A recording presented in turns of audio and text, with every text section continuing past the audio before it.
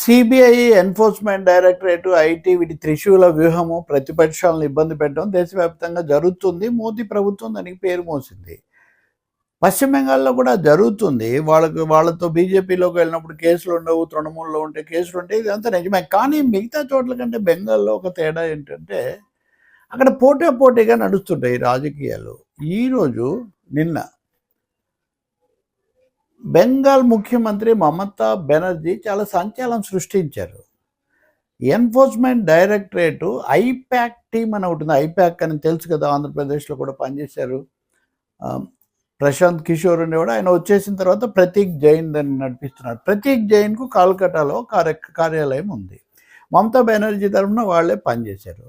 Prateek Jain కార్యాలయంలోకి ED వాళ్ళు నిన్న వెళ్ళి ఒక బొగ్గు కుంభకోణానికి సంబంధించి ఆయన మీద మేము దాడి చేశాము, అందుకని వెళ్ళామని వాళ్ళు చెప్తున్నారు.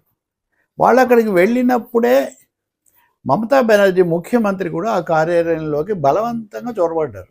ముఖ్యమంత్రి ఆమె రాష్ట్రానికి, కాబట్టి బలమైన ఆమె స్థానం గురించి మనం ఏమి చెప్పాల్సిన అవసరం లేదు. మూడోసారి ముఖ్యమంత్రి కూడా కదా. ఆ వెళ్ళినప్పుడు ఆమె అక్కడున్న పత్రాలు, ఒక ల్యాప్టాప్ తీసుకొని వచ్చేసారు. మామూలుగా అనేక నిరసనలు తెలుపుతారు, అరెస్టులు చేస్తారు, కేసులు పెడతారు, ఇదంతా నిజమే. కానీ ఒక రాష్ట్ర ముఖ్యమంత్రి ఈడీ దాడి చేస్తుంటే అక్కడికి వెళ్ళి అడ్డు తగిలి కొంత రభస్ చేసి అక్కడ పత్రాలు, తర్వాత ల్యాప్టాప్ లాక్కొని పోవడం అన్నది ఇంతవరకు అక్కడ జరగల. చాలా సంచలనం. ఈడీని ఎందుకు వచ్చింది ఏంటి ఒక విధమైతే, కోల్ కుంభకోణం నిజమే, దాంట్లో అనేక అంశాలు ఉన్నాయి. కోల్ కుంభకోణం కోసం వాళ్ళు రాలేదు, ఐపాక్ నా పార్టీ కోసం పనిచేస్తుంది కాబట్టి తృణమూల్ కాంగ్రెస్ రహస్యాలు, వచ్చే ఎన్నికలకు మా విధానాలు, మా ఫార్ములాలు తెలుసుకోవడానికి వచ్చారు, మా పార్టీని దెబ్బతీయడానికని మమతా బెనర్జీ ఆరోపిస్తారు. కానీ ఆమె ముఖ్యమంత్రి కదా, కేవలం తృణమూల్ కాంగ్రెస్ అధ్యక్షురాలే కాదు కదా. ఐపాక్ కార్యాలయంలోకి వెళ్ళారు, వాళ్ళేం తృణమూల్ కాంగ్రెస్ కార్యాలయంలో కూడా రాలేదు. ఐపాక్ ఒక తృణమూల్కే పనిచేయదు కదా. కాబట్టి ఇక్కడ మూడోది సిపిఐఎం, పెద్ద పార్టీ. బెంగాల్ను వాళ్ళు 30 ఏళ్ల పైన పాలించారు, ఓడిపోయారు. ఓడిపోవడానికి అనేక కారణాల్లో తృణమూల్ కాంగ్రెస్, బీజేపీ, కాంగ్రెస్ కలిసి అప్పుడు వ్యవహరించేది చాలా స్పష్టంగా. అప్పుడు చాలా ఆశ్చర్యంగా దేశంలో ఎక్కడ లేనట్టుగా మావోయిస్టులు బలపరిచారు, జమాతే ఇస్లామీ బలపరిచింది, ఆర్ఎస్ఎస్ కూడా బలపరిచింది. మమతా బెనర్జీని దాదాపు దుర్గలాగా చూపించారు. అప్పుడు వాళ్ళిద్దరితో వివిధ దశలు ఆమె పొత్తు పెట్టుకున్నారు, కేంద్రంలో ప్రభుత్వాల్లో కూడా ఉన్నారు కదా. వాళ్ళందరికీ ఉమ్మడి శత్రువు అప్పుడు ఇప్పుడు కూడా సిపిఎంఏ. కానీ బెంగాల్లో ఇప్పుడు రెండు పార్టీలు పోటీ పడుతున్నట్టుగా కనిపిస్తున్నాయి, కానీ ఇది నిజమైన పోటీ కాదని సిపిఐఎం అంటుంది. ఓటర్ల జాబితాలను తారుమారు చేయడం ద్వారా, దొంగ ఓట్లను చేర్పించడం ద్వారానే తృణమూల్ కాంగ్రెస్ గెలుస్తూ వచ్చింది. దీనికి బీజేపీ సహకరిస్తూ ఉంది.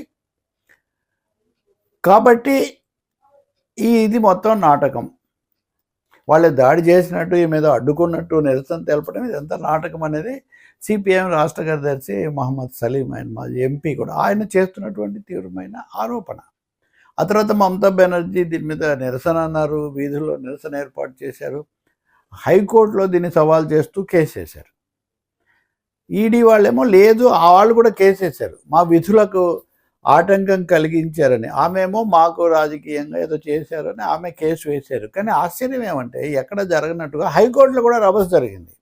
హైకోర్టులో ఈ కేసు విచారణకు చేపడుతుంటే తృణమూల్ కాంగ్రెస్ వాళ్ళు వెళ్ళి అక్కడ చాలా రభస్ చేయటము, పోలీసులు రావటం, ఇదంతా చాలా రాజ్భవన్కు ముఖ్యమంత్రికి కూడా జరుగుతూ ఉంటుంది. అవన్నీ మనం తెలిసిన విషయాలే. కానీ ఈడీ వర్సెస్ దీదీ అని ఈరోజు మీడియాలో చాలా బలంగా వచ్చిన వార్తలు, ఇవన్నీ కూడా నాటకం అని సిపిఎం చేస్తున్న ఆరోపణ. సో దేశంలో ఇంకెక్కడ చూడని ఒక విచిత్రమైన పరిస్థితి, ఒక విడ్డూరమైన పరిస్థితి మనం బెంగాల్లో గమనిస్తాం.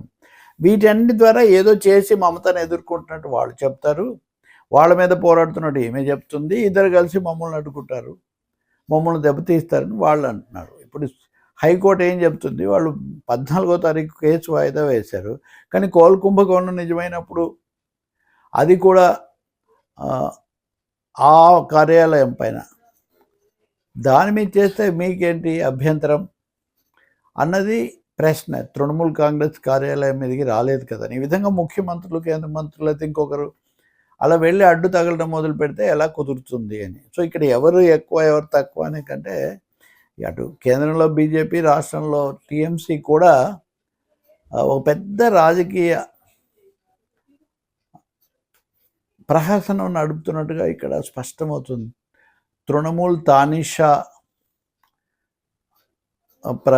పార్టీ కాంగ్రెస్ అని బీజేపీ వాళ్ళు అంటున్నారు.